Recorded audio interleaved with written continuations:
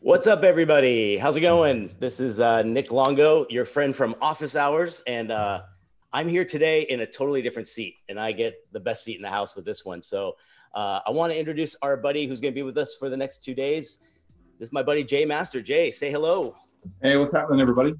Dude, this is going to be a blast. I hope we're going to knock your socks off with some really good stuff with both Adobe Dimension, Adobe Aero, how they work together, and all of these little added benefits that you could use to really impress your client and really impress maybe your boss at this point, or your teacher, whoever you're trying to impress with this. Jay, give everybody a little brief intro of yourself, where you're from, what you do, and then we'll get into our task. Sure, yeah. So I'm a brand and packaging designer, among other things. Grew up in Colorado. Ended up in Hawaii for close to 20 years and have been in Austin now for the past 5 or 6 years. Nice. And so, most of the stuff that I work on is a lot of packaging, a lot of identity. Perfect. And I think that's how we kind of hooked up years ago, found you on Instagram. And I think we saw a lot of similarities in what we both do. And even more so, I think at one point, I think you were the only other person I saw out there like using Dimension and Aero in a new way, right? How did you discover the kind of combination and what to do? Well, when Dimension first came out, I was pretty excited about it, right? Because a lot of the times you end up using mockups that you find on some stock site, or a lot of times I would draw my own mockups. Yep. But with Dimensions, it sort of brought in a new capability to quickly reiterate on things that you could then one, show your client, but also you sort of get an idea of how it's going to look in the environment. Yeah, definitely. Well, we got a pretty good list of people there. I'm seeing some familiar names. I see Tom, I see Voodoo Val. I think I saw Steven earlier, Carol, a lot of people chiming in for this. Give everybody a rundown of what we're going to do in the next few days.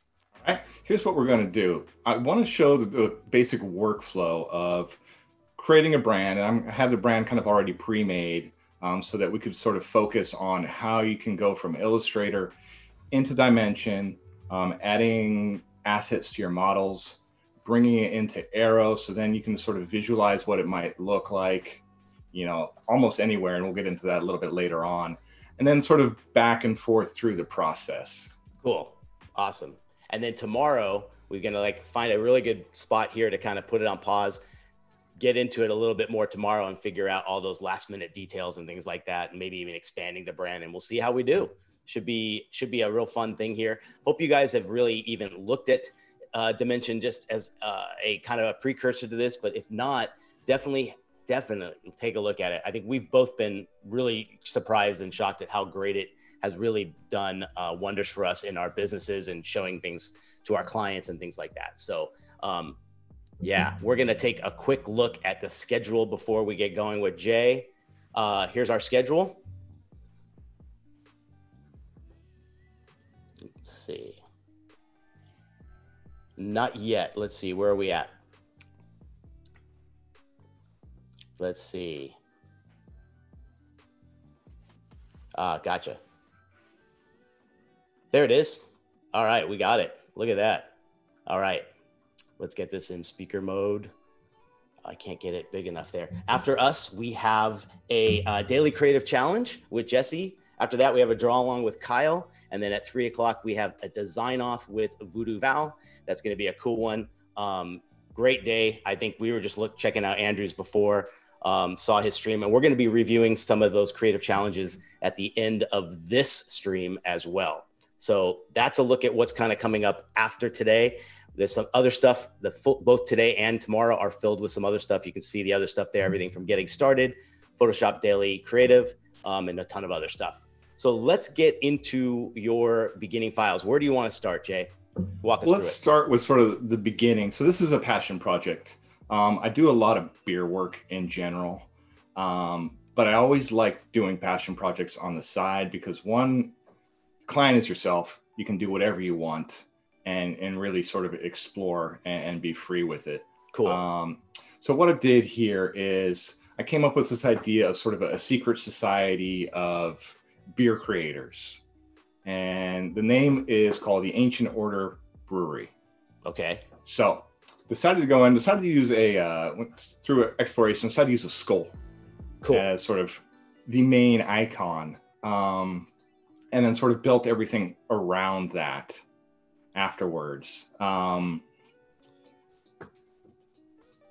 Start getting into, some of the basic colors, the colorways, ways that it can be used, and one of the things too, when creating beer cans, I think, is to decide what kind of system you want to use. Yeah. Because you could go in a beer aisle and you can see that, there are brands that have a system with a grid, colors change, or there's more of the carefree, the artwork with typography on there somewhere and the logo somewhere on there, right? Gotcha. So I wanted to go more of a systematic approach, taking, just some simple colors, simple brands so that we can easily go back and forth and see how Dimensions works within that. Excellent. Perfect. What kind of things are you thinking about too when you're in that zone of picking colors? How do you match it to the brand? I'm always curious how other designers kind of take this opportunity.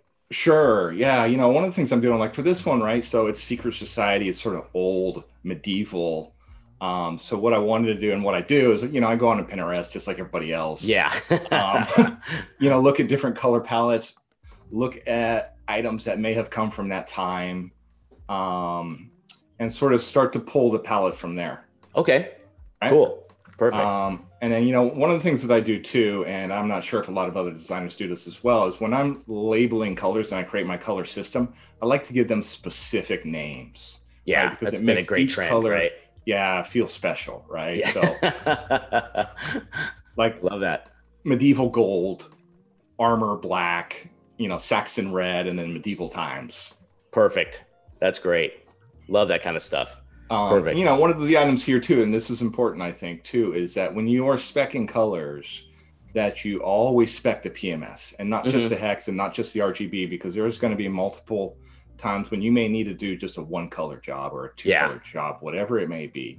So something to keep in mind. Yeah. Do you have any, I know this might be great for tons of people watching, but when you pick your color, let's say we're talking about the Saxon red, when you have it kind of arranged and done, it looks optically good on screen. Any shortcuts to how you get, do you recolor? Do you go right into there and find the PMS, or are you looking at a Pantone book? What kind of steps do you take to ensure it's kind of along the lines of what you want? Right. And that's a great question. I always when I'm looking at PMS colors, always look at a Pantone book, because that's going to be the closest match to print. Yeah. And, a lot of days, especially now with the current, COVID situation, can't go into a printer and take a look at the proof. Right. So we sort of have to go off of what we have. Yep. And what's interesting, and I'm sure you've run into this problem and other people have too, is that when you are choosing a color, say Saxon red again, for example, that when you're in Illustrator and you try to match that to a PMS color, it's going to be different than Photoshop. Yeah. Right. Yep. So I typically go off of what Photoshop is giving me. Cool. For the PMS color, because I've found that's the closest match to the actual PMS swatch. Perfect. Let's get into it. Let's so you kind of put into this, working into your label, and the label is what we're going to start kind of creating now on Dimension. And there's some really good stuff that I think Jay's going to show that kind of help some of those areas with cylinders and things like that. We're going to get into that in a bit, but walk us through what you did and how we start taking this now into the Dimension world. Sure. Yeah. All right. So, part of what I'm doing here too is, you want to create a visual language, right? That you can use throughout your branding system, right? So on the left, I have some label artwork that I've created already. If anybody's got any questions on those, on how I did some of this stuff, just holler. Yeah. definitely. Throw any questions, guys. I'm keeping an eye on that. Love to interject that with as we're going through the process here for sure. Yeah. And then there are things that I pulled from some of these labels that I could then use again as icons throughout the system, right? Like the hop, the key, the keyhole, the book, etc. As well as creating my own glyphs. Anytime you can use some sort of small decorative items, by nature, I'm a minimalist designer. Yeah. I don't tend to go ornate. I'm curious to know too with chat, like how many people feel they're in that same boat. Are you a minimalist designer or are you going full blown detail, right? Like I know sometimes it depends on maybe the client sometimes, but I've always admired how I think you have a good balance right there of, showing just enough detail, but it's still very minimal, that's really cool. They're getting good responses from the audience already. Awesome. Yeah. It's hard because sometimes, I think minimalism is about reducing things, right? So yeah, I start out with a lot of stuff. Like my artboards usually are just a mess, right? Like I'm all over the place because I'm bouncing off of ideas, right? Yeah. So you're just trying to reiterate and do as many different things as I can within the space. Cool. And then always trying to just reduce it down, right? So reduced it down here to the sort of iconography that we're going to then use throughout the labels as we move forward. Excellent. And just really brief on the typography, using Wayfinder, which is a nice sort of funky serif font as the primary logo type. Yep. And then using Worker Bold, which is a nice, just sort of heavy font that gives a great sort of craft beer feel. You can access that too on Adobe Type as well.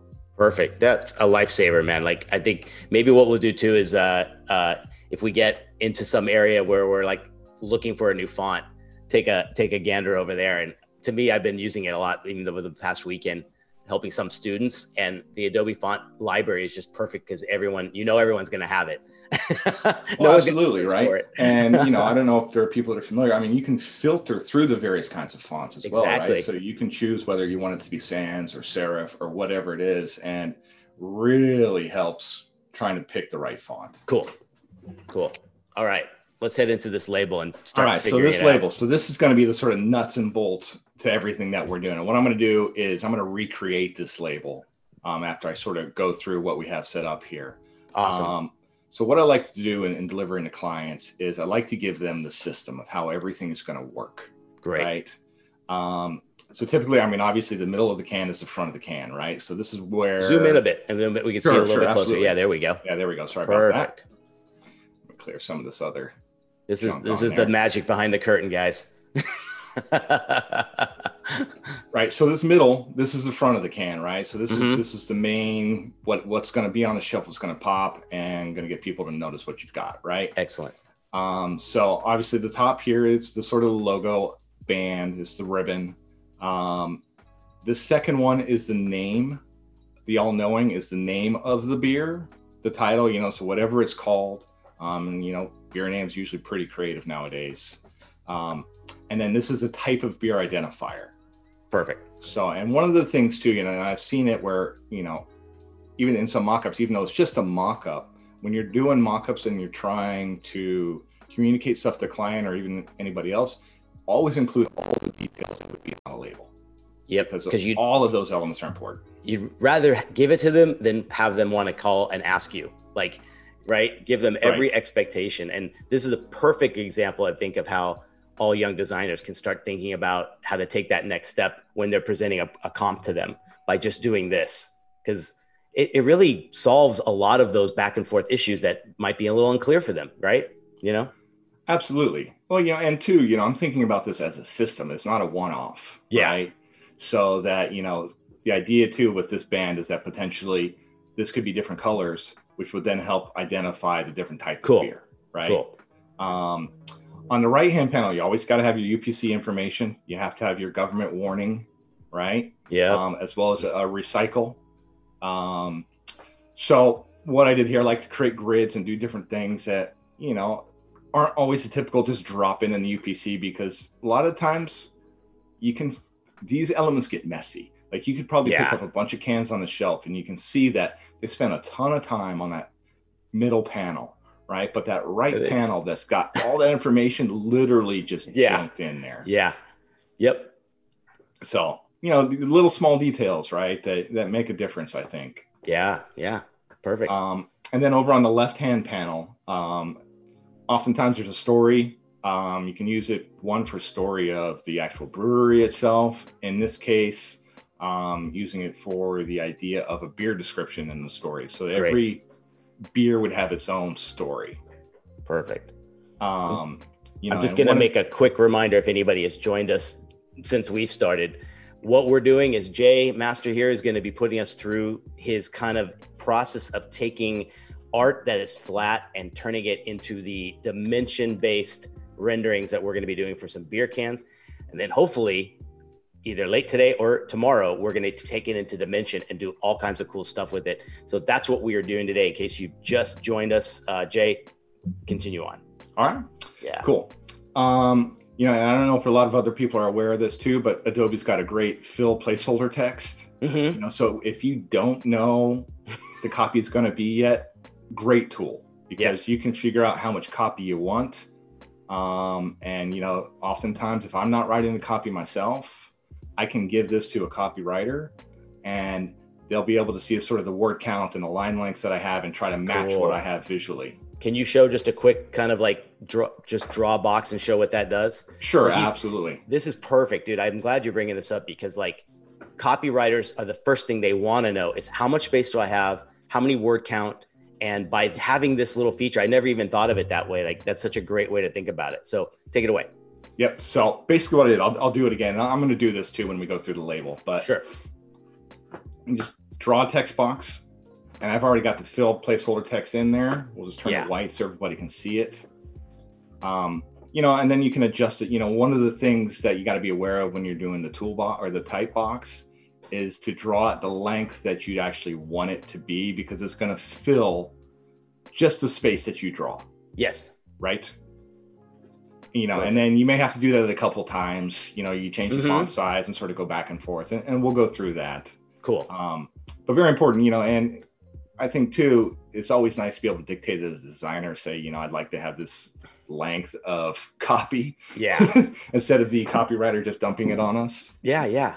So they can look at it, get the word count or whatever they need to. And it's just a better kind of idea of what to target for. Because the last thing you want as a designer is the copy coming back and it's a novel and you've got, you know, something the size of a matchbox to fill up all that space, right? Absolutely. Well, it saves time in the long run too, right? And, you know, if you kind of both know already what the length is going to be, sure, much easier to work with. And, you know, you're not going to go back and forth as many times, you know? Yep. And there's always going to be back and forth. You're never going to get rid of that, but. Perfect.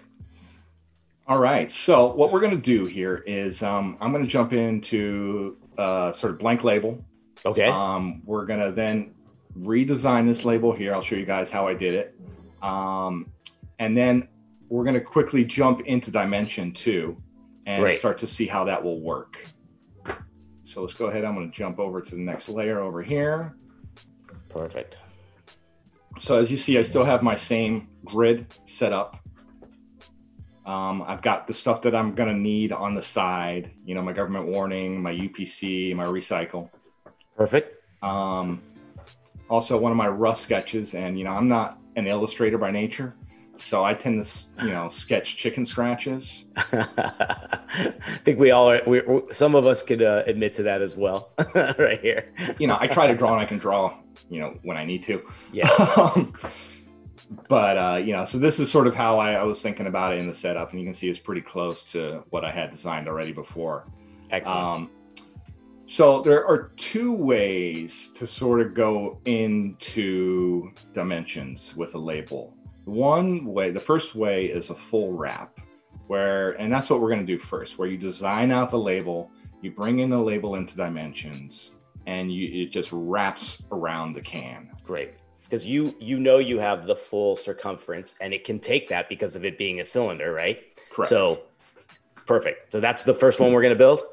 That's the first one we're going to build. Okay. And the second one we're going to build is actually using the can and then creating different artwork from the first label as decals is what they're called, but different pieces of artwork that then can be applied to the can, and you can scale it accordingly as you need to. Perfect. So let's go ahead, and what I'm going to do is I'm going to bring in this color palette that I have right here. Perfect.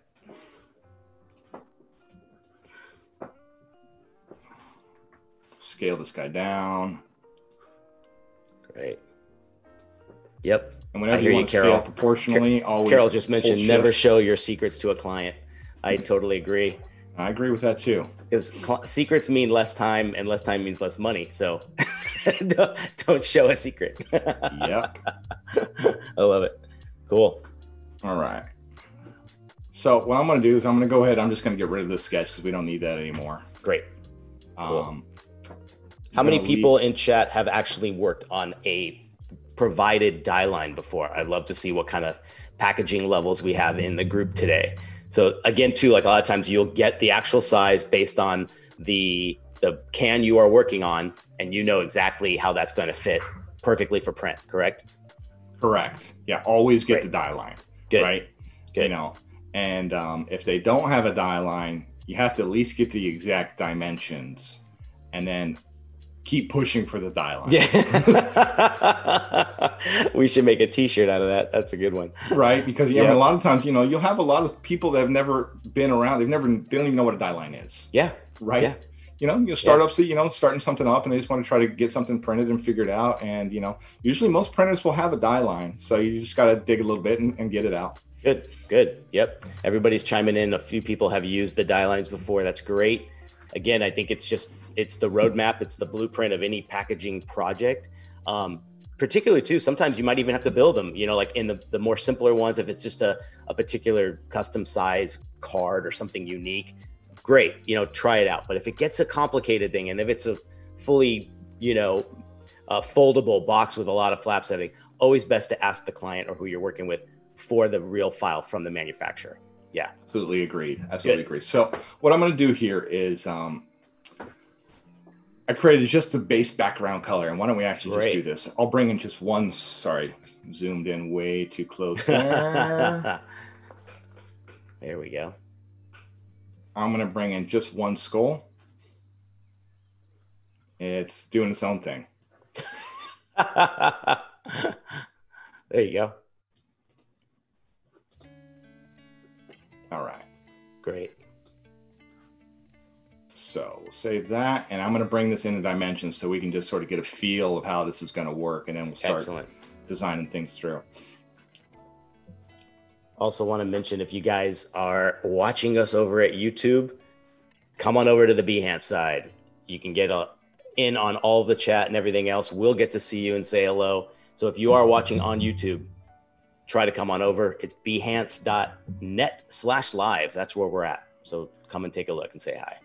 All right. So first thing is you've got your blank canvas here, right? Yes. You know, and there's probably some people in here that are not familiar with Dimensions and how this all works. So it's basically you got your 3D. You can rotate, move things around. So, but the very first thing I always do is set up my canvas, right? How big is your canvas? I knew we were in line, dude. Yeah, same idea. This is so crucial to make it. Do you have a default, or is it based on maybe the project, but you're just making sure it's big enough, right? So the resolution's good. I do have a default. Yeah. You know, what I do is I figured out a system a while ago. Is that I create everything 1600 by 1200. Great. And the reasons for that is that I post a lot of stuff on Dribbble. There you go. And Dribbble, you know, if you're consistent, you know, I get a fair amount of leads on there. Good. But what I do though too is I double up what I'm doing in Dribbble with that 1600 by 1200 and use it for my case studies. Great. Yes, because that's a great size. Yep. It is. It works well. And so if I do, and even in my presentations for my clients, I'm presenting everything in 1600 by 1200. Great. You know, or larger, right? Yeah. 3200 by 2400, whatever, it is. So But you can it's scale a it good down. universal one, and it's usable for a lot. And yes, Carol, I think you can become a dimensions nerd. I'm well on my way, and I know Jay is as well. Yeah, for sure. For sure. I would wear that badge quite proudly. No, Can Dimensions you? is great. Yeah. So, question: can you set up DPI in Dimension? You can. All right. So right here, where your canvas size is, there's got resolution right here. So I always also set that to 300. Same. So that later on, because you can then bring it into Photoshop, and one of the cool things too, and we'll get into this, is that you can render something out as a Photoshop file. Amazing. And it's going to keep multiple layers for you to adjust the lighting, etc. But we'll get into that later on. Perfect. But yes, so yep, always set it at 300 DPI. It may take a little bit longer to render, but it's worth it. It really is. So, it depends on like the power of your machine too. Sometimes I would say if it's starting to fan up a little bit, put it on 200, maybe a little bit less. But you're right. I've had a few times where I built something at the default size. I brought what I thought looked high resolution in from Illustrator. And when I rendered it, it just didn't have that crispness. So start here and you never have to worry about it. You can always make it lower and lower in your Photoshop file. So hope Absolutely. that answers your question there. So real quick, just in case someone missed it, how easy or how hard is it to bring a can over to your palette? Let's reverse this. Let's flip it, reverse it. Let's go back. Perfect. All right. So there's a bunch of set models already that Dimensions provides you, and you can get even more on Adobe Stock. Excellent. As people have uploaded a lot of different kinds. Yeah. So there are two types of beer cans that is provided. There's one that has water condensation on it, right? Yes. And then there's one that is a regular can. And by default, they all go to the center of your canvas. Perfect. Right? So I will say that this is pretty cool with the water on it. It does take longer to render. Yeah. So more, it really depends on what your presentation is at the end of the day. You need to glam it up a little bit, use the one with the watermarks. But for me, I agree. I would go right to that because I just want to have something really quick to show the client and get some feedback, right? Absolutely. Good. Okay. So let's go ahead. Let's get rid of that one. We'll get rid of that one. And then we're going to just bring this one in again. All right. So the first thing you're presented with is, okay, well, one, how do I move around the space? Right? Yep. And so there's all these tools over here on the side. So a hand bar will move you up and down, or a shortcut would be your space bar, just like Illustrator or Photoshop or anything else. This right here, so this is your move tool. And so 3D is working in axes, right? X, Y, Z. So this blue right here moves it that direction. Green, move it up and down. And great thing is Dimensions will let you know when you've hit the ground plane. Yes. Right? So you'll get a little indicator that you hit it. You can go through it if you want to. Yeah. It lets you know, right? Yep. Yeah. And then also scaling works in here as well as rotation. So you have 3 ways to go about moving, scaling things within this one tool, right? So hitting the green will move that, scale it up, down. Blue, same thing. Yep. Now, if I want to rotate it, right? Rotate it along that direction. There you go. And this is a great spot to just, if you guys have never tried this yet, take these things, open it up, drag something over it, and literally just play with all these tools to figure out. I think we've taught ourselves on this without a single tutorial, right? Like I've just watched maybe 1 or 2 things and online with Adobe and was having a blast on it within minutes. Yeah, right? It was a lot of fun. Yeah. I actually have 3D experience. My first job, I was working for Konami. Okay. And so a video game company, and gotcha. So you got that in you. I do have that in me. Good. So I was hired to actually map faces onto soccer players. Oh my gosh. That was my first gig. So we were doing an MLS game and I had to map 200 faces onto players. So oh my gosh. that was interesting. Here's one for you. Yeah. But I'd love to know if anybody who has tried Dimension, who has had any 3D experience, because I'm the guy that had nothing. Right? I stayed clear of the 3D programs until Dimension came out. I was just completely astonished at how easy it is. So keep going. I'll keep an eye on what people say. Okay, then there's an orbit tool, which allows you to move this way, right? You can also right click, and you can also access that the same way. Excellent. Yep. And then there's also the pan tool, which lets you go left or right. Yep. And I believe it's 1 or 2. If you hit 2 for your shortcut, that's going to let you do that. 1 will also let you pan. Good. Yes. So we got a few people. Carol's tried it out. Carol's hooked. She says it's her favorite new app. I'm totally with Awesome. you. Steve's tried it a bit. Good. Yeah. Like this is honestly nothing to even be remotely scared about. This is actually one of the funnest programs to work with. It is super easy to learn. Yeah. You know, and to actually make something really nice looking is a matter of, a couple minutes. Yeah. Really. And let's face it, mockups are kind of, man, you see the same ones used over and over and over again.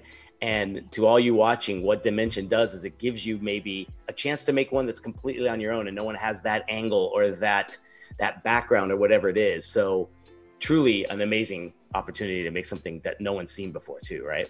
Absolutely. I mean, it's easy, and you can bring in multiple, like I just bring in a sphere, right? Yep.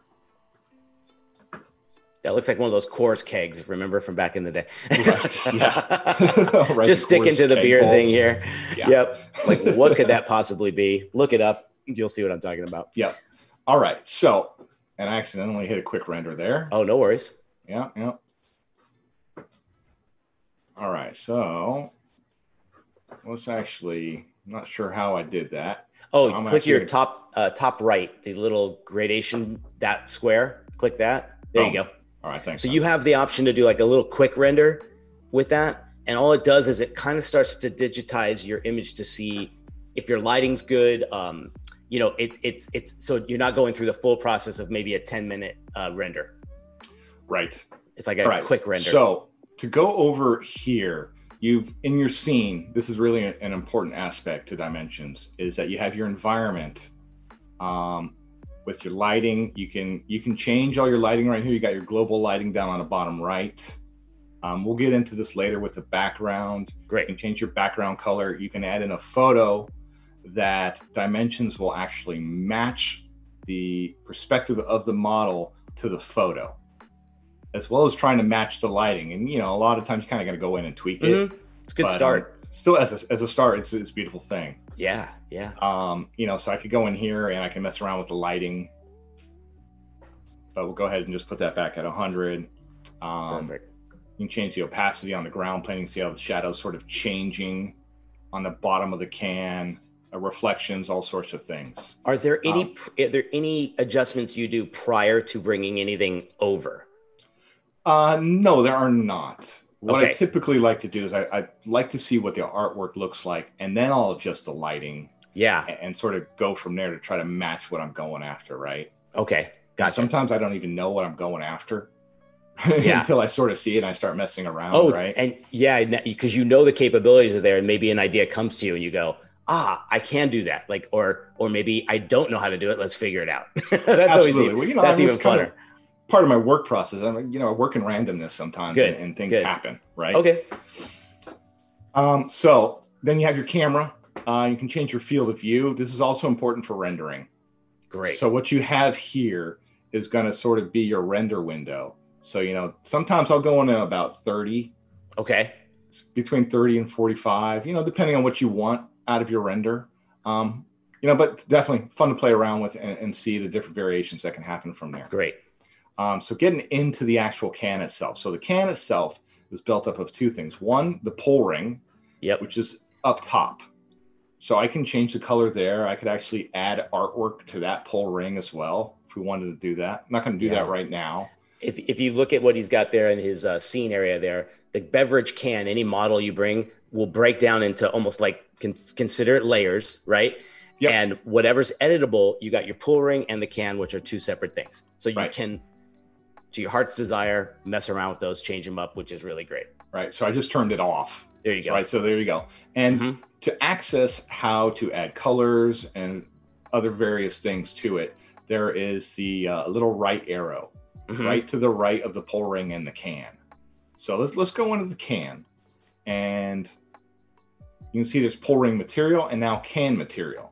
Great. So this is what we want to do. We want to add the label that I just did a rough of onto the can. So let's go back down and see what that looks like. So there's this little icon here, looks like a sticker. So it's basically we're going to place a graphic onto a model. Great. And I know some people were talking a little bit about Photoshop with its 3D effects, and there's some great cross kind of like functionality between building something in Illustrator or Photoshop using the 3D feature, and you can bring it into Dimension and even Aero, which is kind of cool as well. I think we both played around with typography treatments and doing the 3D effects. So yes, that is something totally worth trying. No, it is, absolutely. Yeah. All right, so we have the rough label right here. So we're going to drop this in. All right, so you see that it's small. Zoom in a little bit just so they can see what kind of controls you're going to be doing here, because this is where you start figuring out how this program really works. It's all you got to mess around with these features. Yeah. So it's vector, right? So you don't have to worry about the actual resolution of the image itself. You can just scale it up as big as you need to. So I always hold the shift down so you get this proportionate. Great. Right. You can not hold the shift, and you can do different ways, pulling it left, right, up, down, whatever. Okay, let's go back to the original. Now we actually got to dive back into that. Can material. Sorry, it's. There we go. All right. And you're bringing things in by just having the file somewhere in your Finder, and you're going to find it and bringing it in that way each time you're doing an added graphic, correct? Correct. Perfect. So we've got the graphic right here, right? So I'm going to scale this thing up. You can move it down. I'm going to zoom out now a little bit so we get an idea. Now let's zoom around the can. Now, one of the issues that I've run into, and I haven't been able to find a fix doing this particular method, is there's always a seam. Yes. Right. So you can see it right here. No matter how big you scale this artwork, that seam is always going to be there. So the second method I'm going to show you guys after we get through doing the label is going to show you how to do that so it's just seamless. Great. So let's go ahead, and now that we've seen this, why don't we actually do a quick export out to Aero just so we can get a quick idea too how that's going to look. All right, so we're going to switch over to our Aero, which will be on your phone, and we're going to see how that's going to look in just a second. So first thing, you got to go File, Export, Selected for Aero. Right? Yeah. I'm got to make sure I got the can selected. Otherwise, nothing's going to happen. Gotcha. Export.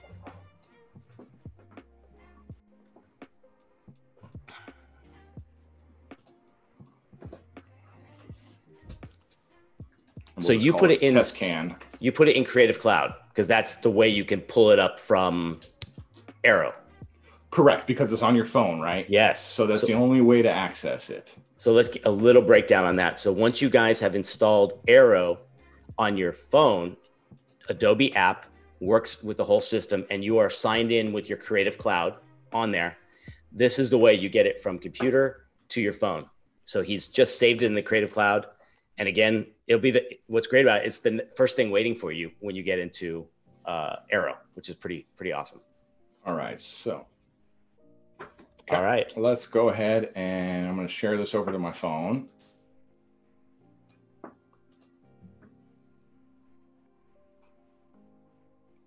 All right.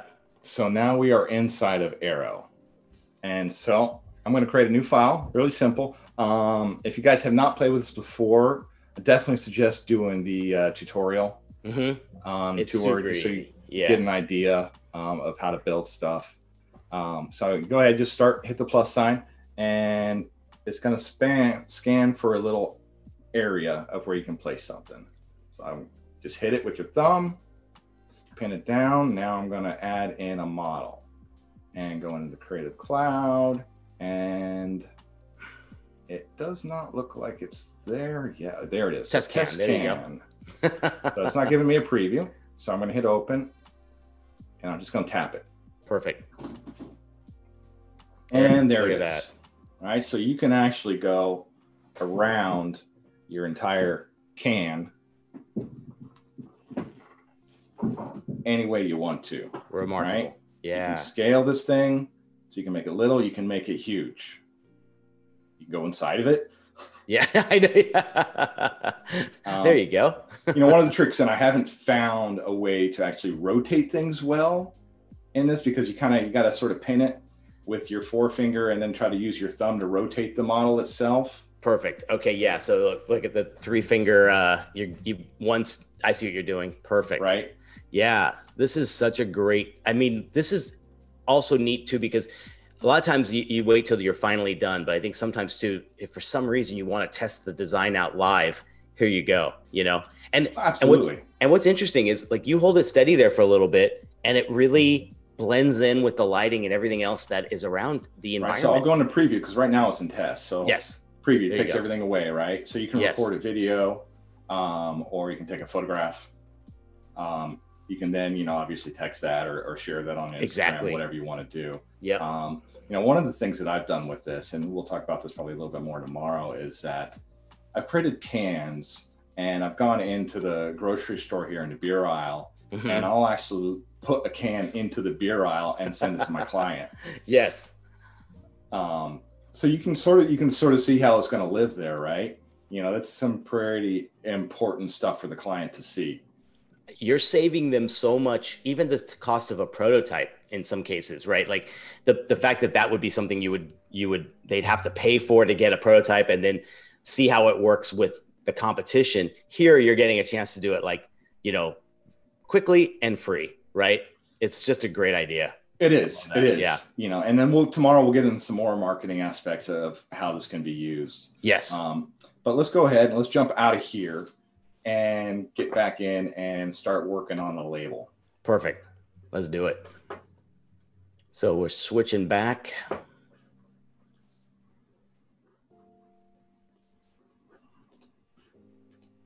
All right. There we go. All right. So now we're back.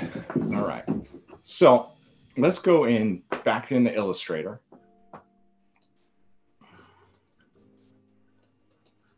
And so I know we're not going to use this skull on our front. So what we want to do here is I'm going to bring in the logo itself. Cool. Start creating. I'm going to work on that top little banner that I had. Great. And one of the things I think that is important while you do this process is to go back and forth between Illustrator and Dimensions. Because it's like a little checkpoint for you, you're getting to see if the work is working right. I've had a few times where I've done it and I was like, yikes, I didn't think about how it was going to look that close to the top, or some other check, right? Right. No, absolutely. Yeah. Absolutely. Right. So let's just make sure this is all aligned, centered. As he's doing this, if anybody has any questions regarding the first few setups of Dimension, you name it, drop it in the chat. We'll do that. I'll remind everybody again, we're here with Jay Master. He is going to be producing beer can art, started on Illustrator, brought into Dimension, turned into a great environment and to an overall rendering. And then we're going to test it and see how well it does by using Aero. So many different options at that point by showing it to a client. We're going to even show you how you share a 3D link from Dimension, and anyone with a phone can get a 3D model immediately and view it as if it was something right in their hands. It's really remarkable. Awesome. Yep. So let's see what else we can do here. Go for it.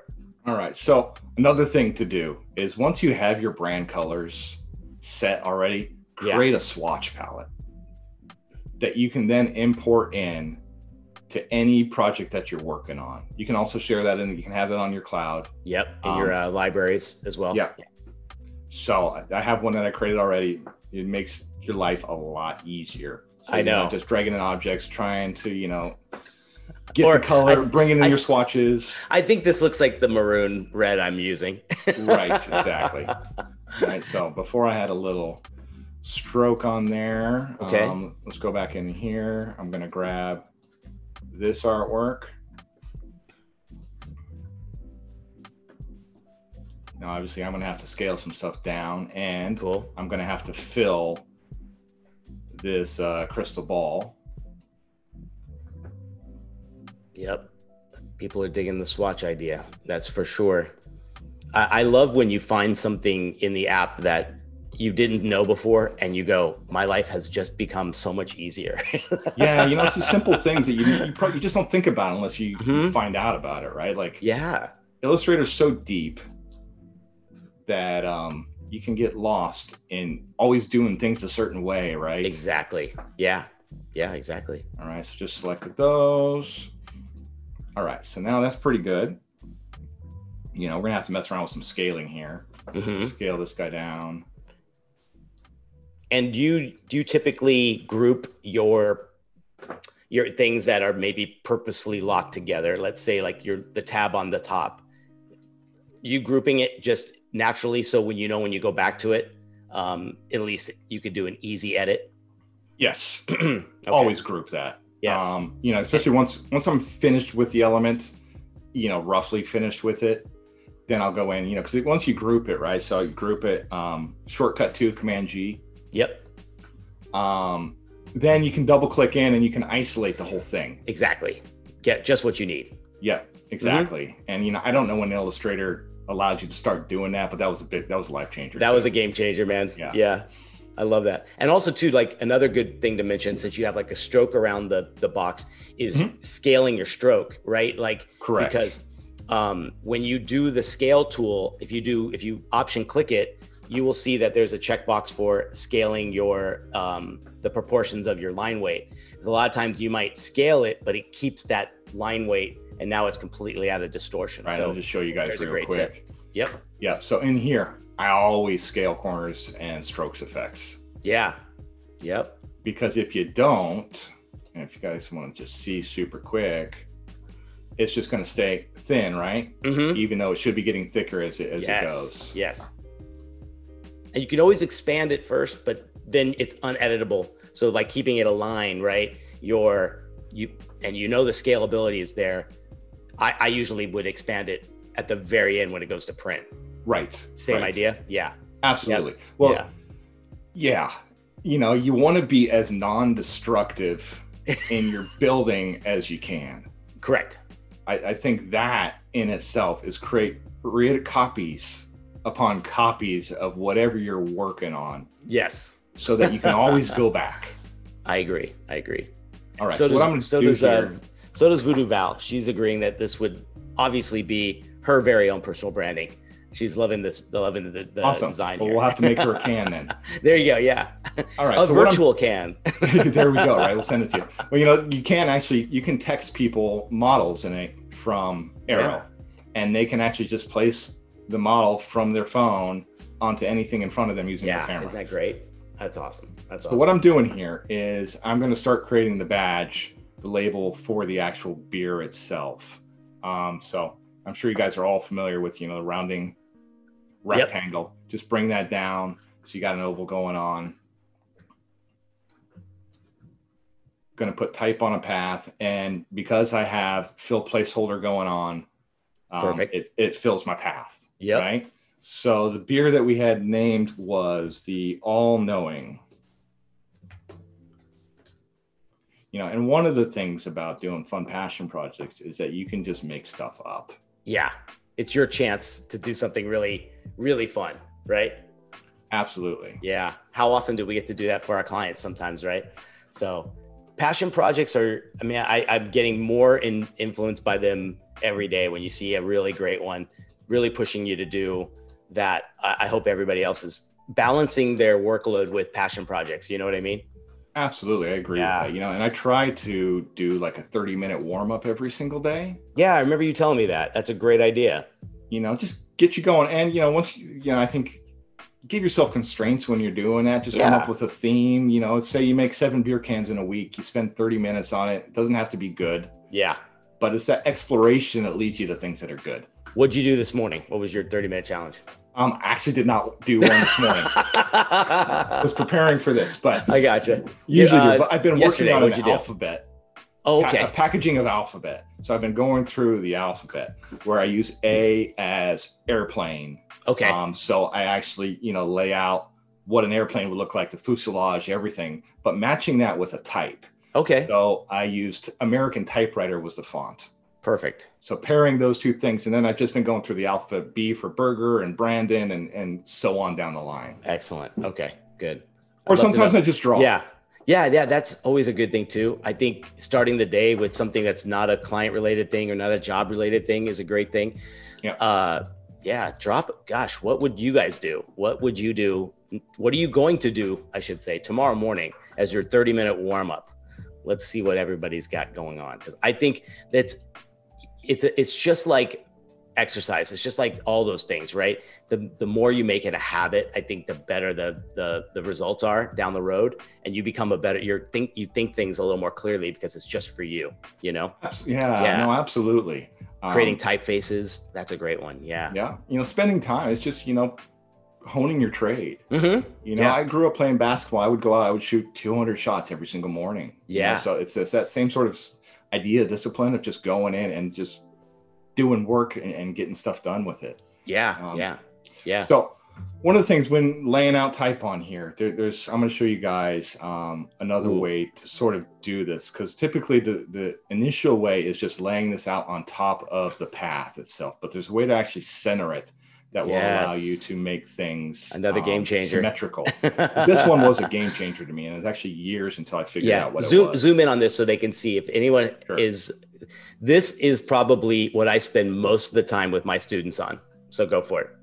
This right here. So this is getting into the typography of it all, right? Mm-hmm. So spacing with caps, it depends on your look, but I like to have generous tracking. Good. I typically will go with something like this. So this will be 100 or 200, but the key is making it balanced, right? And trying to get it balanced within the badge itself. So you have these 3 little marks here. There's this, if you can see it, let me zoom in a little bit more. Yeah, you have a solo one that's like usually in the middle, right? So what I like to do with this type of thing, instead of having it left justified, is have it be centered. Yep. Right? So that you can hit that little thing on here. And even then, sometimes I still don't trust this, and I'll lay down a rule. Even with the T at the end, because it doesn't have it's not a full square. You know what I mean? Correct. Yeah. So let's go ahead and do that. So another shortcut for ruler too is R. Command R. Yep. Command R. So now we have our guide, right? So you can see it's centered here, or is it? There it is. There it is. You'll see that little mark hit, right? And it even looks like it's just slightly off left. And certain applications, all caps would work better. Like, you know what I mean? Because the upper and lower could ruin the fact that this is really a graphic element as well as typography.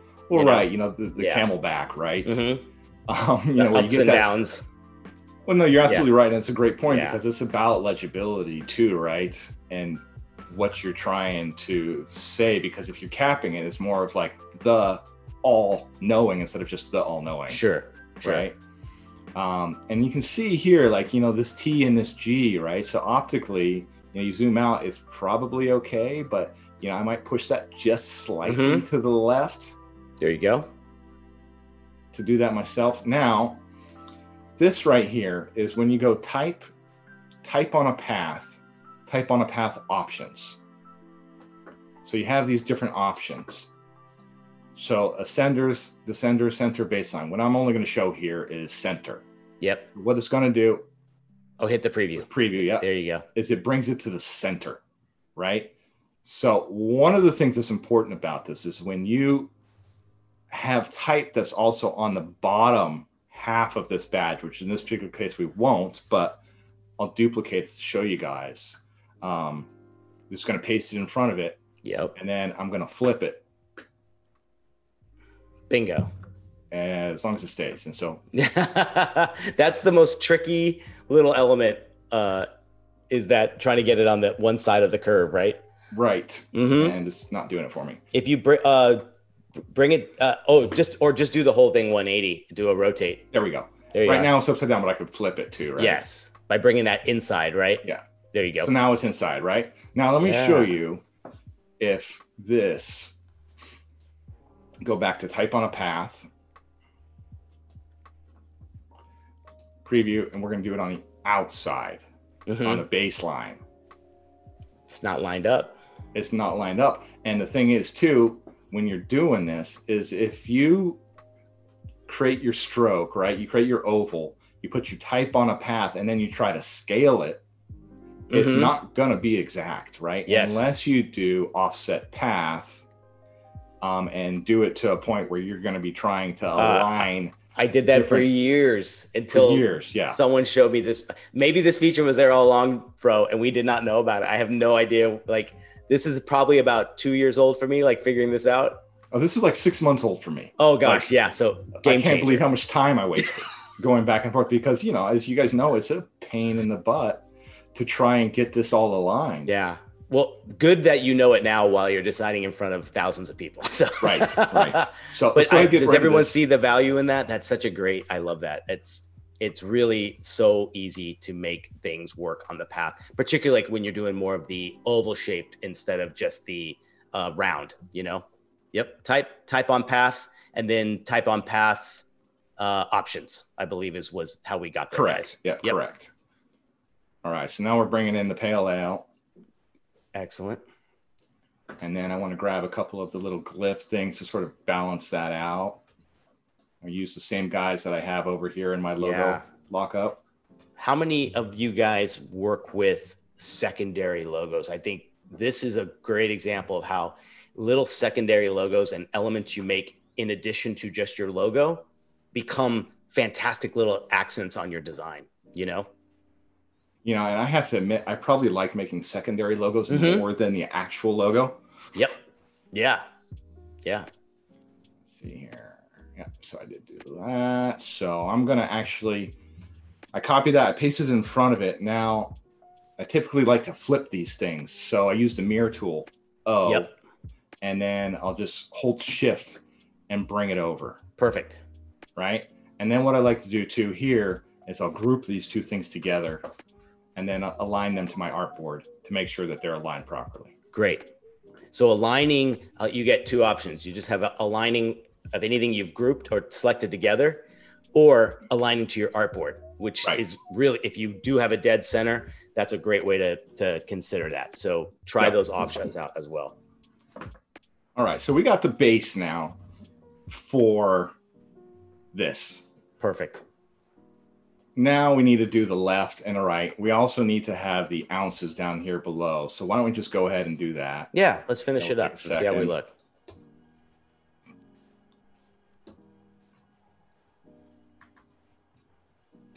I think we've got about 30 more minutes or so until we get into our design challenge feedback. Okay. Any other questions on typography, laying out for packaging, tips and tricks, shortcuts? Drop them in chat, whatever you got. Again, we're putting together brand packaging for a beer lineup, fashion project, fun stuff, which is great. But we're also incorporating both Adobe Dimension and Adobe Aero on your phone for the full augmented reality experience, for sure. Yep.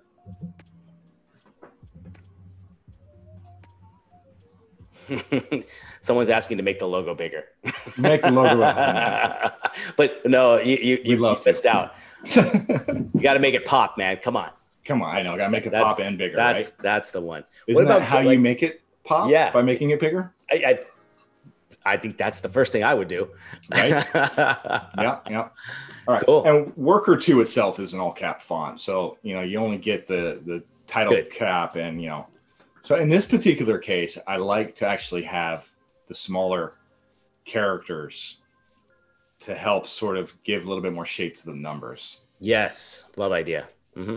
Also, and that's a lot of people can stuff, like they don't, I feel sometimes they don't infuse the brand into little small points like the ounces, the fluid ounces, or the UPC code, or even like you were saying, the governmental warning.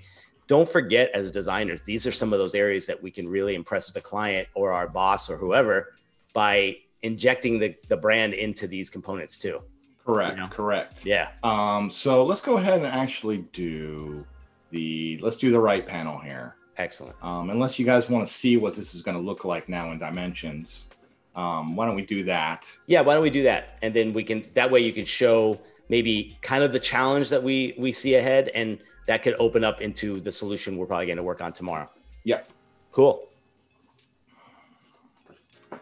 All right.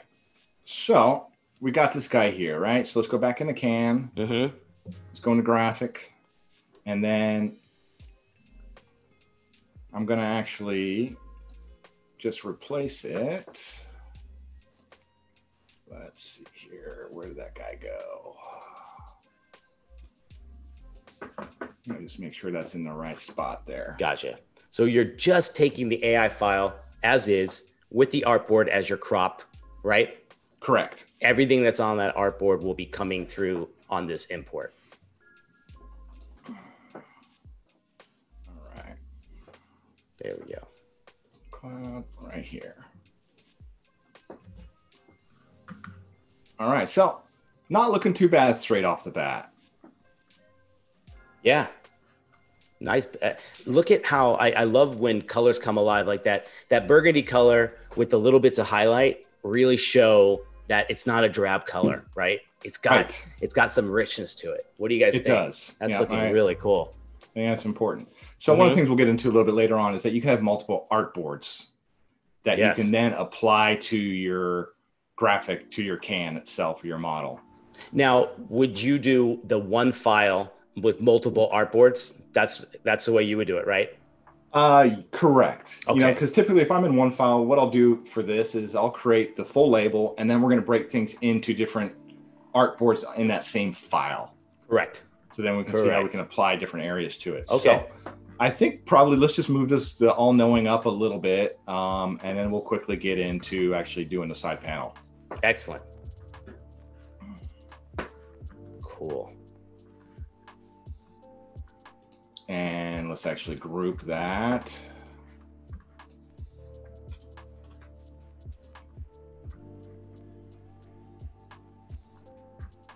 Go right about there. And then we can see how that looks after we do this here. So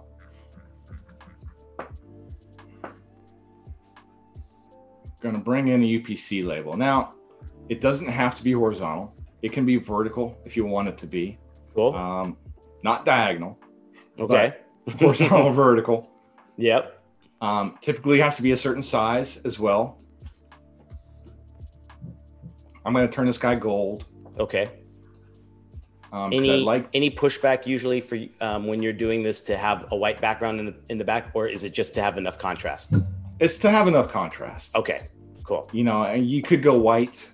White definitely gives the most contrast. And, you know, you got to test, you know, I always will talk to the printer about this too, is if I want to use a color on UPC, is that going to work? Right? Yeah. Because it's great to try and push it, but if it's not going to work, you know, you go white. Yep. Or black. By the way, Mike's requesting a tall boy of this when we're all said and done. So sounds good. Sounds really good right around now. All right. So what I'm going to do for this guy is that I'm going to create a sort of grid around this. Okay. Because again, this is an area you don't want to just leave the legal stuff to be boring. Like some of the most creative stuff I'm seeing in packaging is in this area right now. You know, I like that. Agreed. Mm-hmm. Like these are the small details that, you know, even when a consumer sees it and they see that it's just designed nicely, they think, oh, yes, you know, nice touch, right? Yep. So I'm going to actually switch this now to align to selection. So I want to align these two guys in the middle here. There you go. And we'll go ahead and leave it like that for right now. Probably want to thicken this up a little bit. And maybe not as thick as that, maybe half that. Cool. So I go with guess that for right now. do we have some lo-fi music going in the background there, Stephen? I guess we might have some. I hope you guys have something for your listening enjoyment. I think you got some smooth grooves going behind you, Jay. Sounds good. All right. So we need to fit in the warning label. You need to have the address information for the company and where it's brewed, canned. Perfect. Right? So what I'm going to do is I'm going to create a little grid in here. First, I'm going to bring in a warning label. And this, I'm going to go with worker again, just to keep the type consistency. Okay. It needs to be 4.5 points at the smallest. That's critical, because if you come back, if you give it to the printer at 4 points, 3 points, it's not going to pass. Yeah.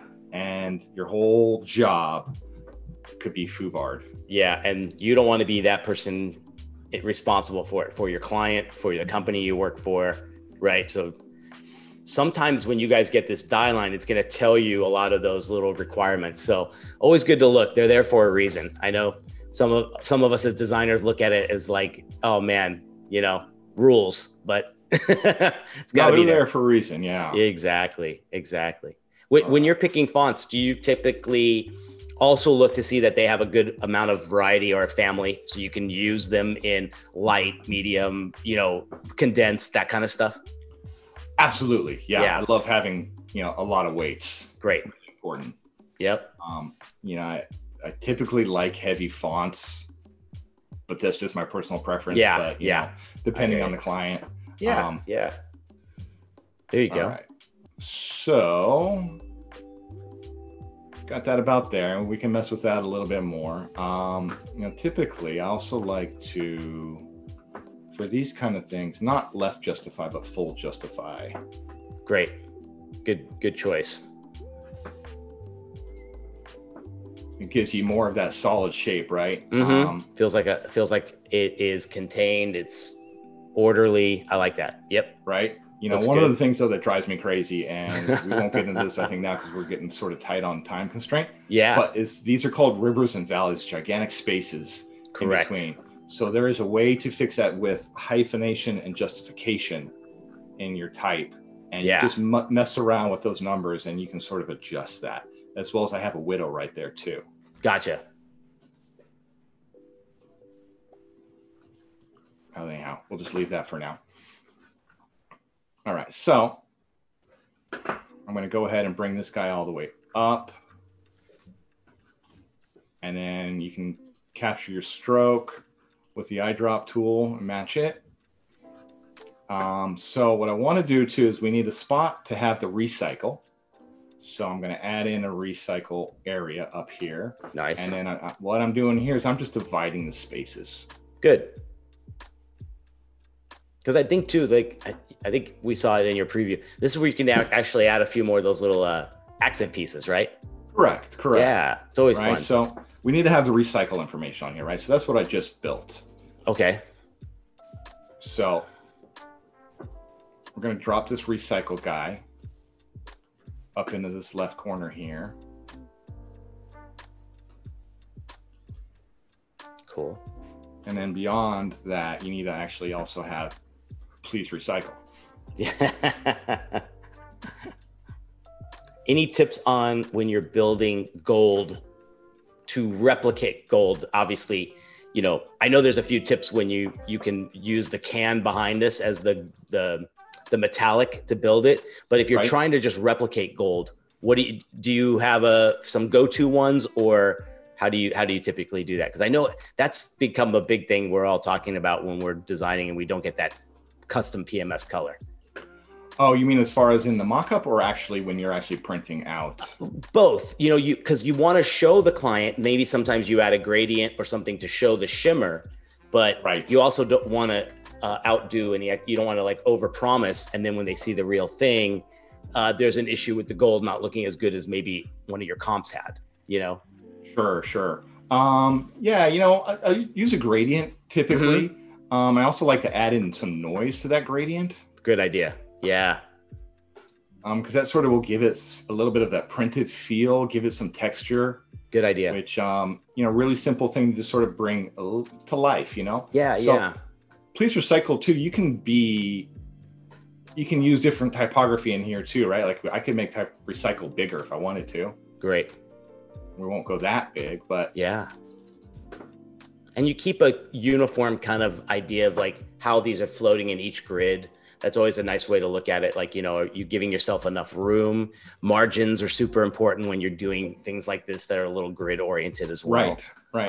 Always like good this, we can increase the font a little bit. Yeah.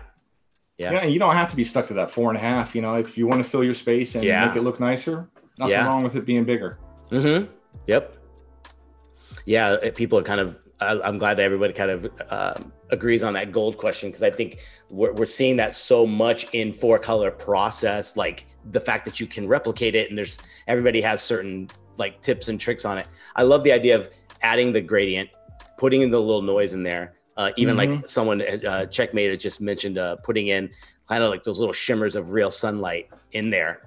Always really a good idea. And find some of the preset ones that are already in Illustrator and maybe manipulate those a bit, you know?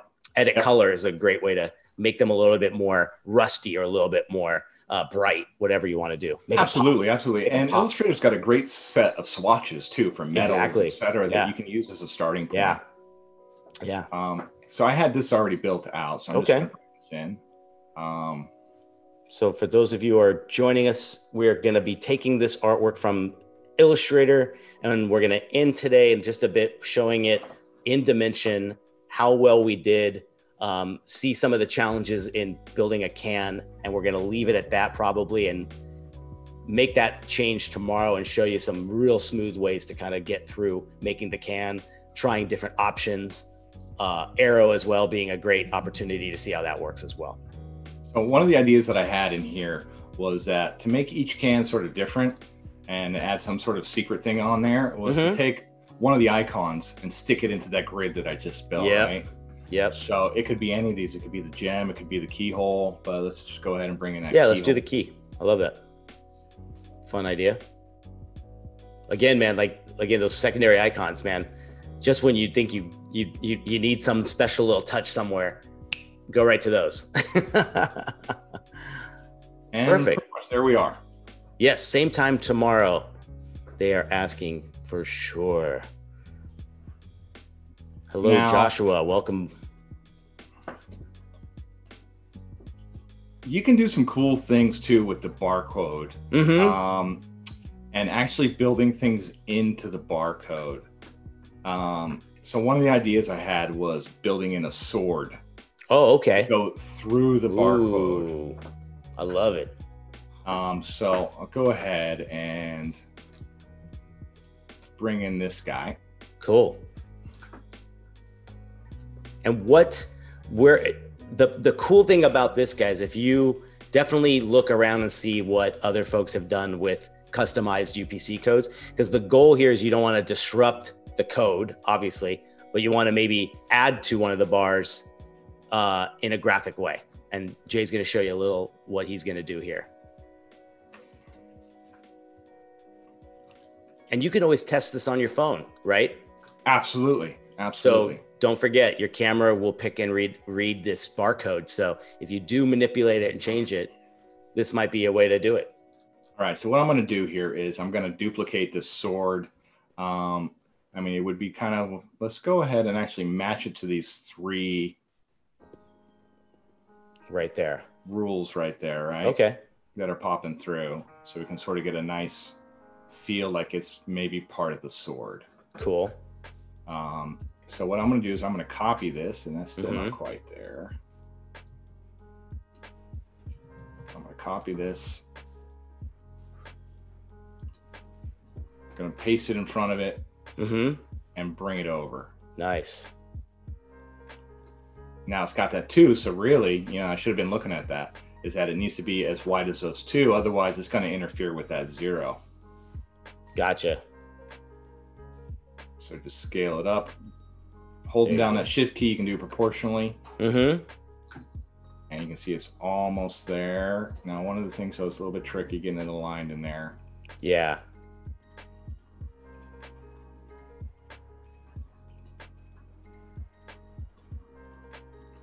There you go. Yeah. See, it's close. So again, a nice little added touch. Anything you can do that the client catches and it's such a nice little surprise. I always love that kind of stuff. That's good enough. There you go. All right, so what I'm gonna do now is I'm gonna copy this over. Okay. Drag this guy all the way down. I'm gonna go ahead and delete these little pieces. Cool.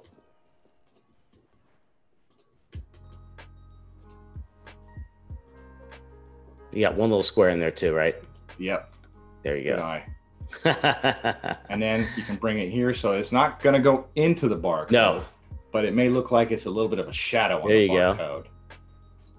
Nice. And then 2 ways to go about this. One, I'm going to just add in a couple points here. Okay. Or we could go about the Pathfinder, which might be a quicker way to do that. I would, yeah. I was like, maybe like a minus back or something. Yeah. That's cool.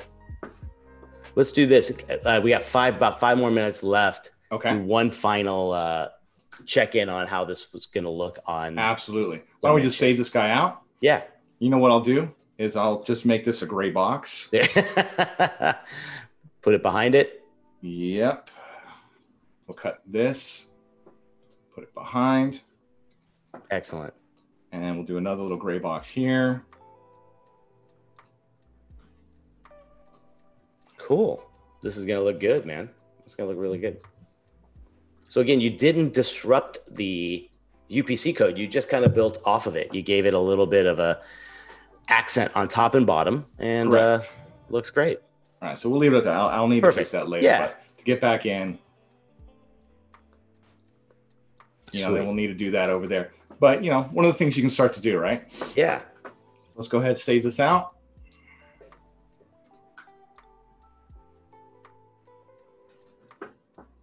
And then let's go back into Dimensions. Cool. So all you're going to do is update that artboard, right? Correct. Perfect. And everyone has there's a few different ways to even make that step, which is kind of cool. So whatever you're more comfortable with, libraries, dragging it in, you can drag it right from your desktop. Really cool. All right, let's see how this looks. So let's flip it around. Now you can see that is cool. But because of that label, right? Yeah. It starts to, get out of whack. And, but what we're going to do then, we'll end up doing this tomorrow, is we'll build out that other side, bring it in. Cool. And place them in separate areas so that we can then, place it where exactly we want it on it. Yes. Yes. Right. Why you have it over there? Have you ever played with the metallic slider there with the art? Particularly with, so like if you watch, if he turns this around, you will see some of that, and then zoom in a little bit and we can see the difference. Watch this. So like, see how look at that. Like, so you can find that really nice zone in between there where it adds the nice little glimmer of that. And particularly, there are those tricks where you can knock out the white ink as the base layer and the metallic of the can shows through the ink. So this is not like showing the client and saying, let's hope it works. You can actually do that on certain packaging. So neat that they allow you to show it here, Let's do a quick render. Go for it. Let's just I'm going to make background sort of dark gray. So we still get some of the shadows. Then go into this little render tab over here. It's going to take a moment. Yep. We're going to be checking out your design challenges. I believe we had, let's take a quick look at what it was. It was the monochromatic effect, create a monochromatic design using the blend modes. And we're going to take a look at that in just a second. Oh, look at that, man. That's great, huh? Let's go in and render. All right, let's say it as...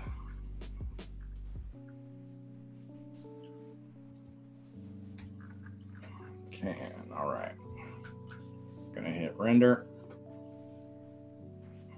Look at that. Now you can get closer by using your camera, your lens. And you have PNG, you have PSD, you have options to save this. The cool thing about the PSD is that you can then go into Photoshop and you can adjust levels. Yeah. And it gives you layers for the can itself, which is great. Yeah. Yeah. This is, and even when you get that first second or two of the rendering, you can get a pretty close idea that if your lighting's good, how well it's going to like start looking. And you can already see it, even I'm seeing it very tiny through my screen, but what a difference it makes. Like if you want heavy dramatic, you can get it. If you want super fun and light, you can get it. And it's like having a studio right in your computer. It's pretty amazing. Oh, absolutely. And with the lighting on the can too, like if you're trying to get a particular angle where the lighting is going over the type, or you can adjust that lighting to move on the can so that it looks good. Yeah. Right? That looks fantastic. I really dig that. Yeah. And that looked like it fully rendered, huh? It fully rendered. Perfect. Let's take a look. Yeah. All right. Yeah, you can definitely, someone just mentioned you can fully get back in there, enhance the drop shadow a little bit more. Sometimes too, if you're working with a dark can, like doing I think you might have even done it like a slight charcoal of a background. So the black really stands out. That quick render is a great test to do. So to double check to see if everybody else has really worked out nicely, and get a quick render before you do the full render. And that way you're kind of checking the boxes before you go for the full one. Yep. All right, let's see here. Seeing where this guy actually went. My bad there. Yep. You can also use the outer glow. That's obviously good. I think just like Illustrator, the more I get into Dimension, I'm finding new things, and then every once in a while a new update comes up, and now you got the type. You can do the 3D type on it. You can do 3D objects. I've been even making my own models now, like very simple stuff. But if it's a custom jar or something that I can't find a model for, there's great tutorials on how to build your own. Yep, absolutely. Right? Yeah. All right, so let's go ahead and open that up in Photoshop. Perfect. Let's take a look. How are we doing on time? I'd like to bring this we guy. still got about 9 minutes before we're going to head on over to the creative challenges. Again, guys, if you are watching on YouTube, swap on over to behance.net/live and say hello. We'd love to see you here. Actually didn't render to the location I thought he was going to go. Oh, and you do have that choice. Oh, it's the can. Okay, my bad. I'm looking at it. There you go. You have a choice of a PNG or a PSD. Yep. Beautiful thing too is, you can remove the background from even the Photoshop file and try something totally different, or take the isolated can and drop it into other areas as well. All right, so there we go. Yeah, looking nice. So I'm at 347%, so it's a little bit pixelated. Yeah, you can see with the layers over here. Yes. That you have your material mask selections. Yep. All those things you're going to probably want to do. It already has you with some layers to help edit much more. This is all being started in Illustrator, taken into Dimension by Adobe, and then exporting a PSD where you can now go and even do a lot more fine tuning and editing. Right, where I can then change the background color as well too, right? Isn't that nice? Yeah, like find that maroon color you got, and all of a sudden, look at that. Even those faint little shadows and those things that Dimension adds really add a realism to it that, to me, I just love. This idea of being able to you feel like you're a photo shoot director putting together, telling a photographer what to do, and it's all based on your art. Yeah, you can create some really neat compositions. That's really something. Also, too, we should probably talk tomorrow about like camera angles and other things that you can preset. Yep. So if he loves this shot, then you go over to the preset there. We can even do it right now if you want. We got a few minutes. Just save one preset, and then we can move it around and save it again. So like, I think you go to the camera angle on the top right, next to the render. Yep. Right. Or see where it's right next to the render button. To the right, where that digital square is. Right here, yeah. And then that one. So click there, and now you hit plus, and you can say hero straight on shot or something like that, right? Right. Great. And then he saves that, And now with your orbit tool or whatever, you can move the artboard around, find a totally different perspective, you know, even from like a bird's eye or like from far below, looking straight up at it. Do whatever you want, and he can save that as another angle. So now in one file, you'd have multiple angles and positions for your camera. Right. And should we export this out again to Aero? Yeah. Do one last look and see what that thing looks like? Yeah, let's see it. All right, so selected for Aero. You know, and two, you know, big files, Aero has a problem with. Yeah. So if you want to bring in multiple models, it's best to do them separately, because then you can then layer them together in Aero. Oh, okay. Perfect. Okay. So yeah, it looks like Steve just made a cube and put some fur on it. Welcome to Adobe Dimension.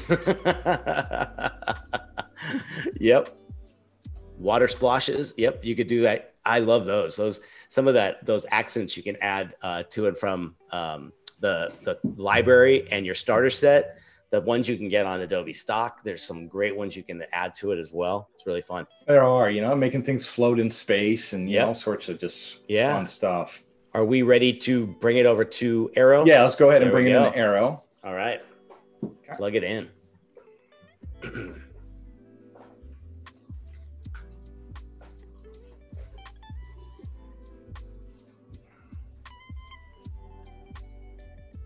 All right. So I'm going to create a new one. Nice. Again, find my space. Let's add the model in.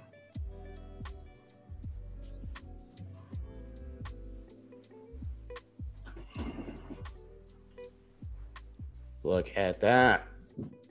Amazing. Can't go too far here. So let me see if I can spin it. And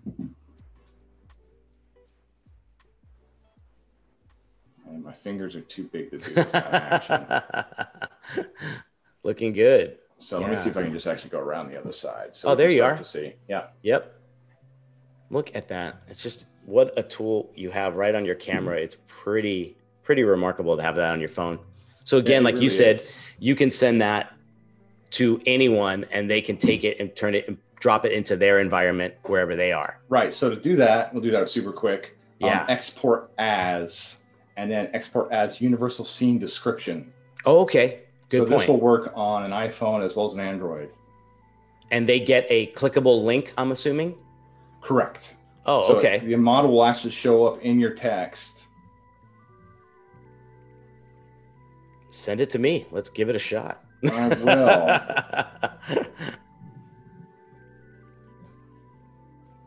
Go. Perfect. All right, just sent that over to you. There we go. And then you can lay it anywhere you want to. Exactly, right? Yeah. So I mean, you can walk out on the street and you can make it the size of the house if you wanted to. And do you have to save it somewhere, or does it just, oh yeah, there, look at that. Unbelievable. Crazy. You know, unbelievable. Aero 2 has a whole bunch of starter assets, you know, so I could bring in, let's just bring in a little chair. This is great. I love this. Because exactly that's where a chair would go. This is where a little mini guy would sit with his gigantic beer can. Perfect. Yep. Right. You know, what a great thing. You don't even need any assets except for what's in there. Let's say you are at an event and they want to see what tables and chairs and maybe you know, any of those things that you have in the library are going to look like in that setting. It's a great way to try it. Yeah. You know, I've seen people build out little models, you know, architectural models too and stuff using this. Yes. So, you know, like you're just saying, like, imagine you have a trade show and you build out what that trade show could look like with the walls and the posters. Yeah. Drop it on their desk. Great idea. You know, there'll be some wow there for sure. Yeah. This client's not going to be expecting that. Oh, look at that. Yeah. Right inside as well. Right, so you can go. Just so you can see, it is empty. Yeah. That would be kind of fun if it showed a little beer fluid inside as well. For sure. It is a material in Adobe Dimension. You can bring over like ice, wine, beer, right? It's kind of milk. Amazing. Yeah. Yep. Yeah. That's really splashes something. and stuff. It's really, really neat. Yeah. Yeah. So there you go. Look at that. All right. Some cool Anybody, stuff. how much time we got? What are we going to do quickly tomorrow? We're going to probably cap off here for this part. What's the goal for the first few steps tomorrow? All right. So tomorrow, what I want to do is we're going to finish that other panel. Yes. And then we're going to bring that into dimensions. And then once we have that sort of grid set already, yes, I want to create another can, which will be really quick. Then we're just going to be creating that front label again. And then what I want to show you guys too is, and more importantly, is that second way of laying out something that will use multiple artboards to actually get the artwork where you want it on the can and scale it to the size that you want it at. Perfect. That in itself is really powerful and allow you to do a lot of things. Okay. Excellent. Well, I think we got some marching orders. We know what we're going to do tomorrow. We drink beer. There you go. The chat is kind of digging that as well. So we're going to go into, I believe we're going to go into our creative challenges that you guys have posted. Perfect. We're going to do that right now. And I'm going to find our Discord channel. There we go. And I'm assuming, can y'all see this now? Are we good to go?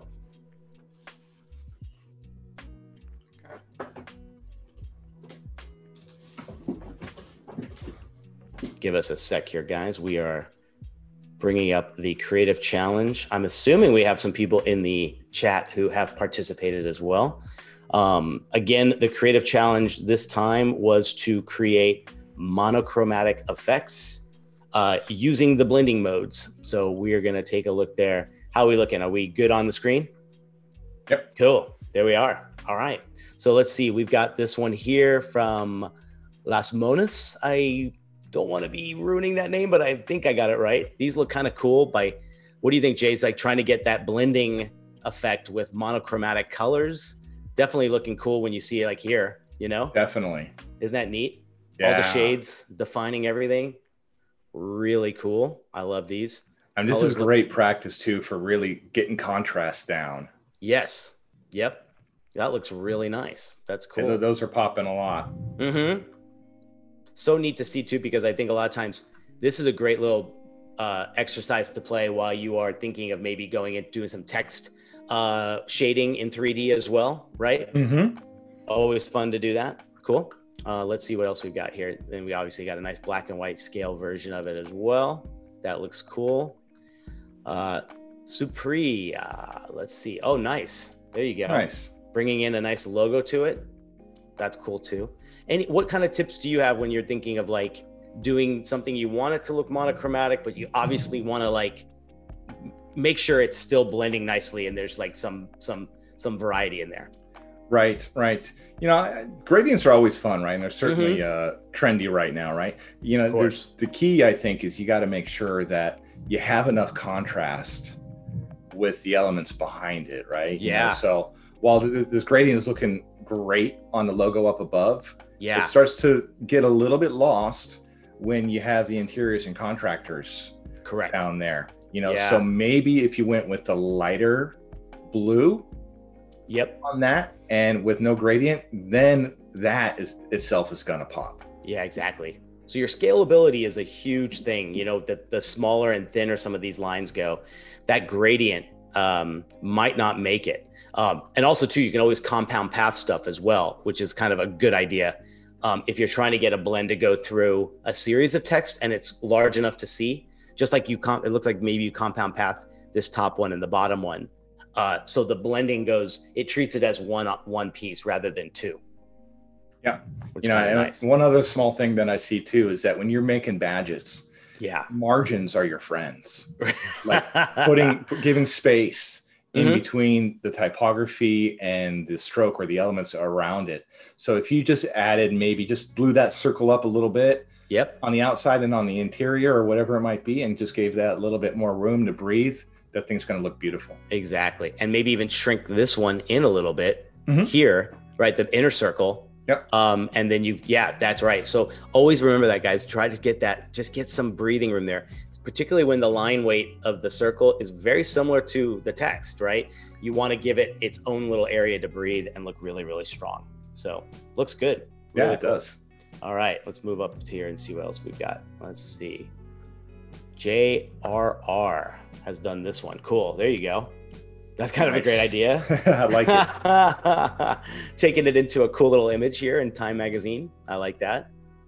Definitely blends. What kind of tips do you have when you're bringing in something maybe artificial, but into a real image? What kind of advice can you give there? One, I try to match the lighting as best I can, right? And that's one of the hardest things to do, is trying to find the lighting of stock elements essentially, or if you're making it in 3D. But, rule of thumb is just try to keep it as simple as you can when you're doing that. Yeah. But one of the things I think he did well here is, got the lighting on Peter's face. Yeah. With the glow that's going on in the donut. Yep. Yeah, for sure. I always have to show maybe a few other designer friends some of my lighting things just to make sure I'm getting it there's something I'm not catching, I love the idea of sharing with others to kind of help you along, Absolutely. We get caught in vacuums, right? Exactly. Yeah. Totally. All right, let's go here. So this is from MX. Very cool. Yeah, these look great. Oh, fun. These look really, really good. I love seeing these ones here where it looks, it tells me the light source is really defined by seeing these shapes that are really, really unique and not just commonly shown as highlights, right? Right. Right. Well, and cool.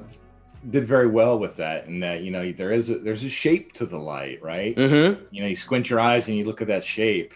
It's not just necessarily a straight line that goes across, right? You're right. Yeah, there's so many things to think about between the curvature, the exposure, the lighting, right? There's so many different things. This looks really cool too. I love the idea here of seeing how bright that gold can get and then how dark it can get. True. Sometimes that degree of very, very dark, very, very light, and everything in between really makes the gradient sing pretty well. That looks cool. I agree. Yes. Voodoo Val, we do have Instagram. I'm Longo Designs at Longo Designs, and Jay, you are at Live Design Co. Yes. So Live Design Co. for Jay and Longo Designs for myself. Thanks for pulling that out there. I didn't catch that. Let's see what JD did. All right, cool. Oh yeah, these look killer. Nice. That looks really, really neat. I like the yeah, isn't that kind of cool? This looks great. Love the even where there's some muddiness between there. It really tells me that it's like a dynamic lighting, right? When you see the light almost becoming as dark as the stripe there. I'm not sure if this was done in Illustrator. It looks like there's some mesh gradients possibly applied to this. Yep. Which is a great way to bring lighting in. I'll do that for simple models. It takes some tweaking back and forth, but you can really achieve neat results if you play with it. Yeah. So I know I've been messing around with this a little bit too when you get the mesh in there and stuff. Are there ways to, because I know when I zoom in, I see some of that automatic tiling sometimes. Yeah. Any tips on that, or is it just about sometimes I'll bring it into Photoshop and just maybe do some blurring or something? Anything you've done? That's typically what I do is I'll bring it into Photoshop and then do some touch-ups there. Oh, good. Cool. Yeah. But this is good. Great contrast. Just having the background color, I think, helps these keyword pop a little bit better. It's kind of cool. Yeah. And interesting shape. Very well. Those would make some pretty cool looking dumbbells for sure. Product design. Go for it. All right. L Watch. All right. So what do we got here? Oh, very cool. Yeah. Some good stuff. I like seeing this composition. Very fun, Cool. I think this might be is this from the detective one? Because I know we have a second challenge that might be being done from Andrews, I believe. Let's see. Bear with me here. I believe if someone wants to chime in, yes, this was from Andrews one. Cool. So this was his detective thing, putting together assets and stuff like that as the the detective here and putting together fun little assets and stuff. This looks great. I love this kind of vibe. Oh, I love the long shadows. You Super know, fun. that's cool. And this kind of reminds me, I do a lot of this kind of stuff where if you're setting something up for your client, any tips when you are in this zone of making things more realistic, when you're bringing in maybe some elements and trying to create that overhead, kind of appeal here? Sure. Well, I think you got to look at the things that you would use consistently, right? Like lighting is the biggest thing. And obviously, like you mentioned, is one of the hardest things, but getting those shadows to sort of be consistent through all of the elements. Yes. Right. Like, it looks fantastic with all the long shadows, but then, you have different shadows going on with the letterhead and the business cards. If you threw down a long shadow on that beer, yep, assuming that's a beer, that would look really great. And, you have lighting too. So you're thinking about, you got lighting coming from the upper right-hand corner, right? Yes. So you might apply like a lighting to all of the various elements across that. And you might be able to achieve that with a sort of simple, just gradient overlay that's got some transparency on it. Yeah. And then messing around with the screening. Yep. That's a good idea. Yeah. I love the infographic too. That's fun. Yeah. if Steve, if you are familiar with what the actual challenge was on this one, because I'm not seeing that just yet, feel free to pop it in chat so we can go through a few more of these and see. It's kind of cool. Here's a few more from L Watch as well. Very nicely done. That looks cool.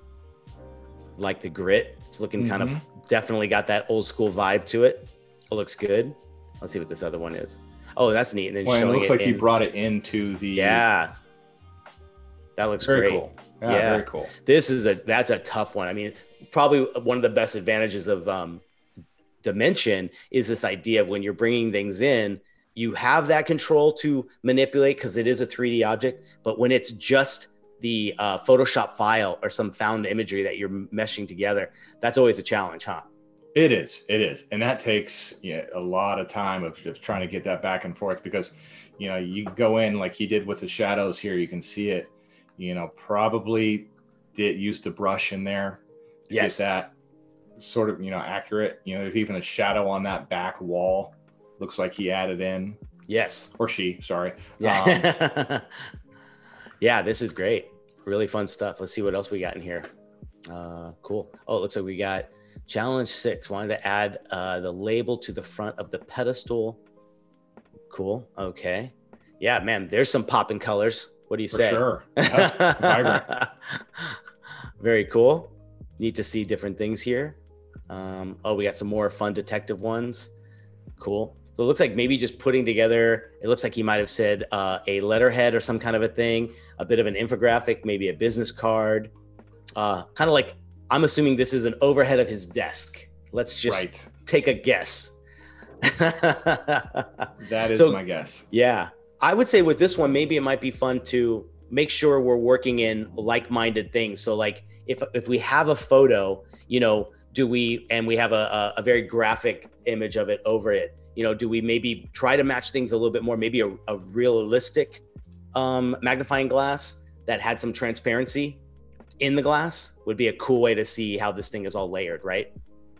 Absolutely. Yeah. And if you wanted to get sort of tricky with it, you could take that magnifying glass, that is sort of more realistic one, move it a little bit more over the photo. Oh, I know what you're going to say. Scale the portion of the photo that the magnifying glass is on. Yes. Love that idea. and maybe there's a dog in the photo there because there's a dog missing case, right? Yes. Yeah, that's fantastic. Good stuff. This is good. I like these challenges, man. Every once in a while when I'm seeing them, I want to partake a little bit because it's really kind of fun. Like you were saying earlier, doing those little 30-minute drills. I don't think any of my students are in the chat, but they're getting their first surprise 30-minute surprise tonight in class, which I always love doing because to me, it's a great way to keep them on their toes. This is real world, right? You're asked to do these things very quickly. It is, absolutely. Yeah. But this is good. You're bringing in the elements. I feel like the vibe works with the wood, the burlap, like the color choices. Like if nothing feels too foreign to me. And I think that's a good start where you're bringing things in to really, really be all together and uniform. No, I agree. I agree. Cool. What else we got here, guys? Let's see. It looks like we're going in. Oh, here's another one for, I'm hoping this is monochromatic, I'm assuming.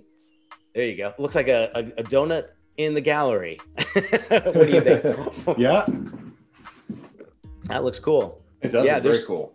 There's so many ways. Do you work with 3D extrusion and everything like that in Illustrator sometimes? I do. Yeah. You know, like I said, I've had some 3D experience, so I actually have CD4. So cool. I'll work in that as well too. And you know, but you can do a lot inside of 3D with Illustrator as long as your computer can handle it. True. Yeah, that is right. And I know too, you get a lot of those these things in there, and finding those ways around it are where you get really creative. Like we were saying, bringing it into Photoshop, doing things like that. Oh, here's a really cool one. This is from Tasha.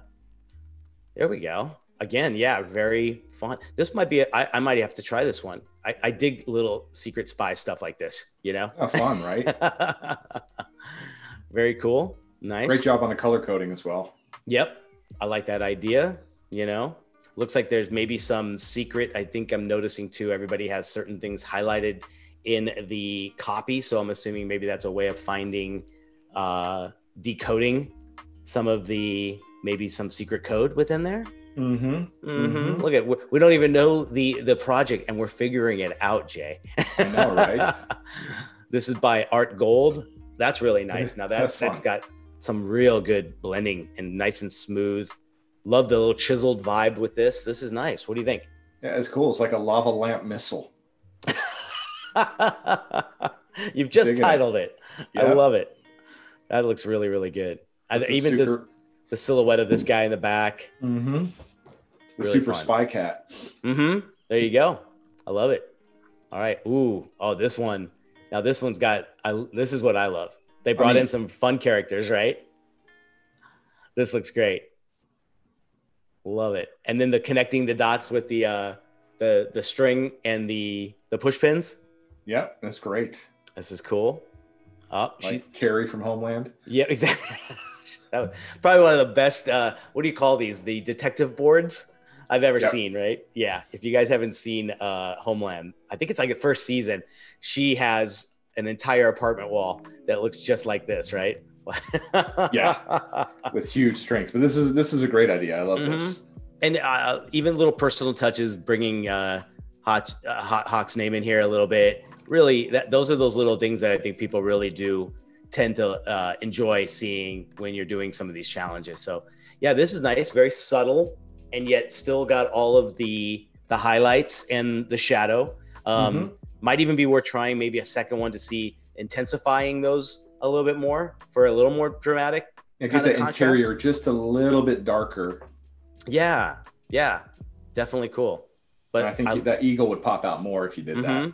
Perspective looks good though. I mean, seeing everything else there, that's kind of cool as well. And then there's this is Megan's second one, I believe. So again, now here's a good one too, like trying to bring in the heavily vector illustrated into the photo. Would you maybe add some noise or grain to this to kind of help this blend a little bit more?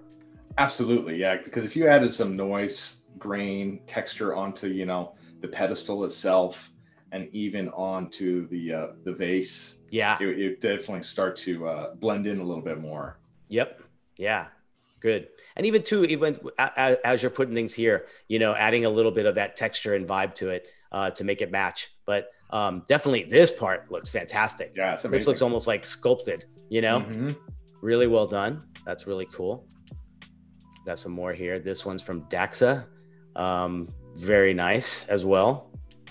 Very cool. I would even make if this is going after the detective kind of interrogation thing, I would be like super bright and super dark, right? Like heavy contrast. Sure, yeah. Pretty fun. Get that sort of spotlight so that the edge of the table is a little bit dark. There you go. Yeah. Do you find like when, let's say you're trying to predict lighting or trying to get it right, what kind of resource are you looking on Pinterest? You looking online, trying to find other options to kind of give you some of those clues? Yeah, definitely try to look at that. Look, real life, just photos, You can even go on a stock. Yeah. You know, and one of the things you can do too is, you know, even with dimensions, is you can bring an object in and a spotlight and see how light will affect that object. That's a great idea. Yeah. Right? You know, all sorts of different ways. But if you're trying to draw and you're trying to sort of match something that's out there in the real world, try to examine the different ways that lighting is hitting it as best you can. Yeah. I know this was shown last year at Adobe Max, but they were showing some preview of universal lighting on Illustrator. And that was boy, when that comes out, that's going to be a game changer. That's just going to be something. It's where you could apply lighting to various objects. Yeah. So even your vector objects and everything you have, you choose a light source, you choose intensity, and you mess around with that. And man, let me tell you, it's something else. Wow. We've got about 10 more minutes, guys. So if we're going to go through maybe one more, two of these. We're going to do a quick recap of what we did. I'm going to give you guys a preview of tomorrow. So thanks for that mention there, Voodoo Val. We have about 10 minutes left. Any other questions you want to drop in chat? Let's get to them. But this looks cool. This looks really nice. Cool. Super smooth. Great color choices. Love that idea. That is from Anastasia. Let's see. We have this one here. Ooh, there's almost like a transparent kind of halo in there. Looks kind of cool. Fun. You know, that's really neat. Cool. Looks like maybe something got inverted here or something, but I know that if this is your first or second try at it, this is pretty much amazing stuff, guys. This is really cool. We'll take a look at this one. This is by Ruben. There you go. There's that like super high contrast, right? Yeah, great lighting on the king. Yep. Just one thing I would do too is like with your composition, like since you got so dramatic here, I would love to see even like just as dramatic maybe in your pedestal and maybe these reversing out in more of a charcoal on black. Like think of the entire composition too, but your shading and the monochromatic kind of vibe here looks super killer. I like that a lot. Very cool. Let's see, man, look at all these. Yeah, there's so many great ones. This looks fantastic. Great shimmer there. I mean, like, I love when something pops and it's shiny and you're just looking at it on your screen. Isn't that something? There's some real good gradients going on, and these two little highlights are just making it for me. That looks really, really cool. Yeah. Also too, like even when you're doing these diamonds, or I know you probably did this in lightning time, but finding those ways to make things look beveled and three-dimensional as well. There's so many great little tools to mess around with in Illustrator that do this. Yeah, just a little drop shadow or an inner shadow or whatever it might be. Yeah, I think we'll do, let's see, we got maybe time for a little bit more here. Throw us out any questions you guys might have when it comes to packaging, branding, client relations, finding a gig. Anybody looking for a job right now, wants some good advice, throw out whatever you got. We're here to help you guys. This has got a fun little vibe to it. I think just seeing simple colors being used. I know that's always when you do like a monochromatic color palette for a lot of elements, sometimes as a designer, I feel like I'm designing something quite boring, you know? Right. But this is neat, seeing the degrees of using the shading here, the glow, you know, really, really cool. I like that, you know, super high intensity here, brush strokes, a lot of good stuff. I would probably keep away from maybe this script, picking one that'd be a little bit easier to read, you know? Those scripts are a little bit tough, right? They are. I mean, there are some legible ones out there, but you know, they work well for display type stuff. Yeah. Perfect. I think that's going to wrap it for that. We'll go back to us. I'm assuming I will basically stop the sharing of this. Okay. You tell me when. Perfect. Okay. So we're switching over here, guys. Let's see here. Give us one sec. We're going to get into a quick kind of wrap up of what we've done today. All the challenging stuff. Cool. Awesome. Oh, sorry. I thought you thought we were good. What do we need? Anything we need to do? There we go. Oh, gotcha. Okay. So real quick, Jay, give them a rundown of what we did and a little sneak peek at tomorrow. Just a few seconds left. Jay, Muted. All right, sorry about that. That's What we're okay, gonna do man. tomorrow is we're gonna finish out that left panel, show you what you guys look like with the first method of labeling. Cool. And then we're gonna go in and do the second way, which I think is the actual better way for creating the mock-ups. Cool. Of course, bring that back into Aero. We'll try to bring in a photo so that we can show you how to match the can into a scene. All right. And then if we have time on top of that too, what I want to try to do is bring in maybe another label so that we can start seeing how the system might work together and how we can do different compositions. Good idea. All right. Well, I think that's it, guys. Tune in tomorrow. We'll be here at the same time, 12 to 2 Pacific time, right here on Adobe Live. I am Nick Longo. This is Jay Master. I hope you guys enjoyed it. We'll be back here tomorrow. Any last words, Jay? Nope. You guys have a great day. Awesome. All right, guys, we will see you tomorrow. Be sure to check in and keep up those daily challenges. We'll be looking at them as well. So this was a blast, dude. Had a great time with you. I hope you got it. You had a good time with it. I did. It was a blast. Enjoyed it. Thank you.